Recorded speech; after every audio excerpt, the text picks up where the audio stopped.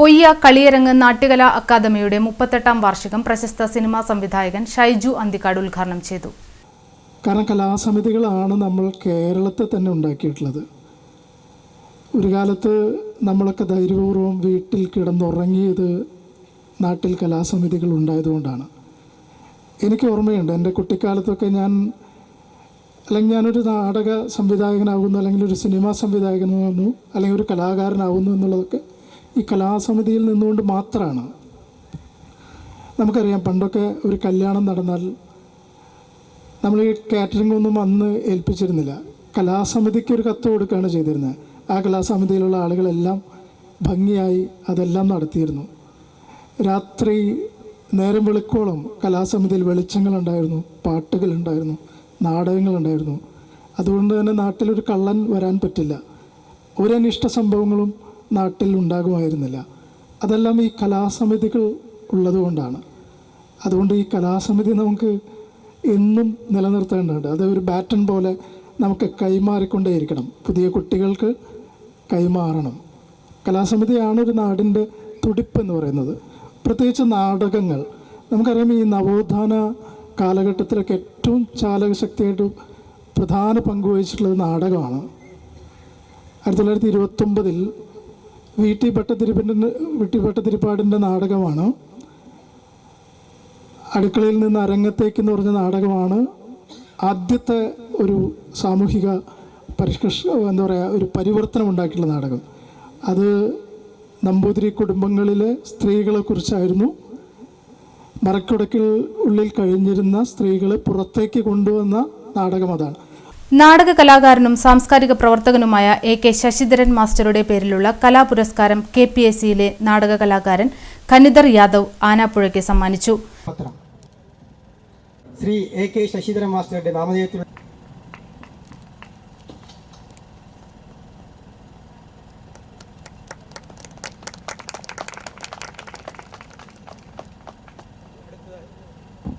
സംസ്ഥാന folk tour academy award ജേതാവ് സുബ്രഹ്മണ്യൻ തലാപ്പിള്ളി, സംസ്ഥാന സ്കൂൾ കലോത്സവം പണിയ നൃത്തത്തിൽ A ഗ്രേഡ് നേടിയ കുമാരി നിവേദ്യ വിനോജ് എന്നിവരെ ആദരിച്ചു.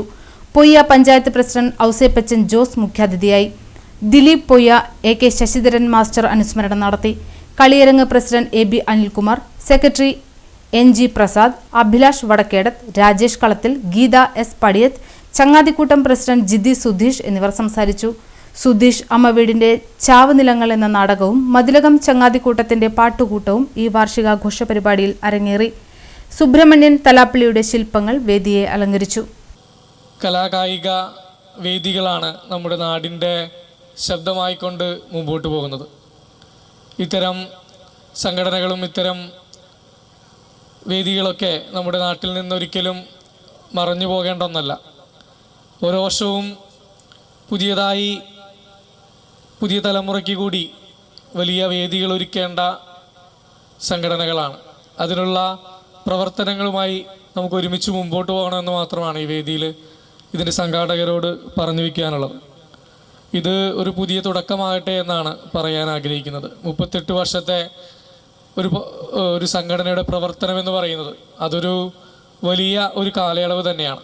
എത്ര വർഷം ഈ നാടിൻ്റെ ശബ്ദമായിക്കൊണ്ട് നേരത്തെ സൂചിപ്പിച്ചതുപോലുള്ള സംസ്ഥാന അവാർഡുകൾ വരെ, സംസ്ഥാന വേദികളിൽ വരെ എത്തിയിട്ടുള്ള നാടകങ്ങൾക്ക് നേതൃത്വം നൽകുക എന്ന് പറയുന്നത് നമ്മുടെ നാടിൻ്റെ അഭിമാനമാണ്. അഭിമാനമായി മുമ്പോട്ട് പോകുന്ന എല്ലാ വിധത്തിലുള്ള സാംസ്കാരിക പ്രവർത്തനങ്ങൾ അവിടെയാണ് നടക്കുന്നത്. ജനങ്ങളുടെ മുന്നിൽ ഇറങ്ങി ചെന്നിട്ടുള്ളൊരു പ്രവർത്തന ശൈലി ഇപ്പോൾ ഇല്ല.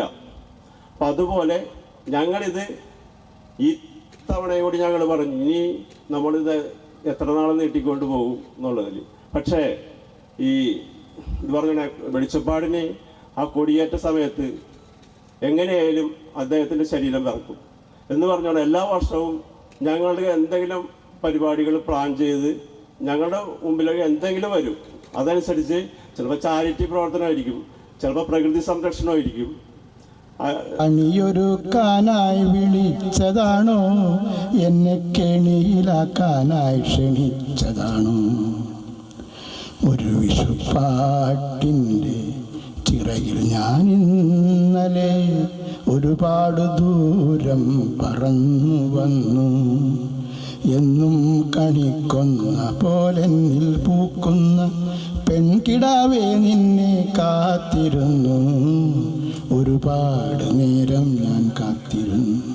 പെൺകിടാവേ നിന്നെ കാത്തിരുന്നു, ഒരുപാട് നേരം ഞാൻ കാത്തിരുന്നു, നിന്നെ കാത്തിരുന്നു.